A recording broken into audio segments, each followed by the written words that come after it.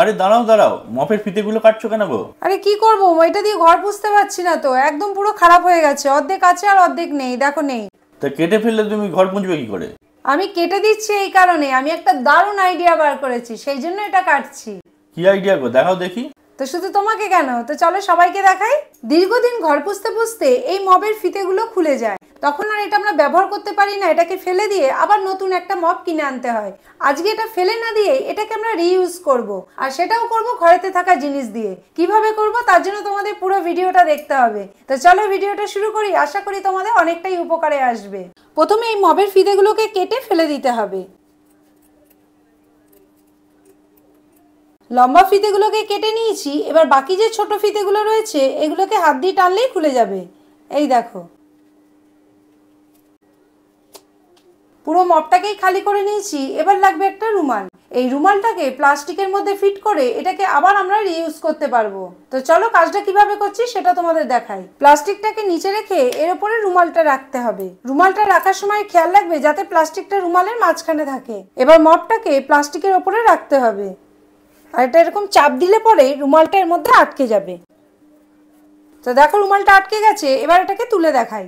এই দেখো রুমালটা আটকে গেছে, আবার আমরা এই মপটাকে রিইউজ করতে পারবো। তো চলো এবার একটু এটা দিয়ে ঘর মুছে তোমাদেরকে দেখাই।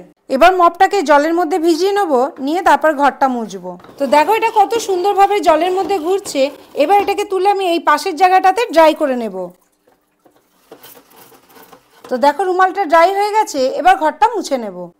এই দেখো কত সুন্দরভাবে এটা দিয়ে পরিষ্কার করা যাচ্ছে। আমার তো মনে হয় আগেরটা থেকে এইটা বেশি ভালো হলো। তবে বন্ধুরা তোমাদেরকে একটা কথা বলে দিই, এই রুমাল যদি তোমাদের ঘরেতে না থাকে, এর বদলে যদি পুরানো টাওয়াল থাকে সেটাকেও তোমরা ব্যবহার করতে পারো। তাছাড়াও তোমরা পুরানো গেঞ্জিকেও এখানে ব্যবহার করতে পারো। তো দারুণ না এই আইডিয়াটা? এই এই এই কি করছো গো? ধূপ রাখছি। আরে ঘরের যেখানে সেখানে ধূপ বুঝে দিচ্ছ? তো কি করব, ধূপটা কোথায় রাখবো? আরে এখানে বাচ্চারা খেলাধুলা করলে লেগে যাওয়ার ভয় আছে, তারপর ধূপ থেকে নানা রকম বিপদ ঘটতে পারে। তুমি এখানে ধূপ গুজছো? তুমি এখানে ধূপ গুজো না, আমি তোমার একটা প্রসেস বলে দিচ্ছি। ধূপ রাখার আবার কি উপায় বলবে? হ্যাঁ, সুন্দর একটা উপায় বলছি, যার সাহায্যে ধূপ তুমি অর্গানাইজ করে রাখতে পারবে। তো চলো কি উপায় দেখাও। এর জন্য লাগবে একটা ডবল টেপ আর পেনের ঢাকনা। এই দুটো জিনিস দিয়ে অর্গানাইজারটা হবে? হ্যাঁ, এই দুটো জিনিস দিয়েই হবে। তো কিভাবে করব বলো?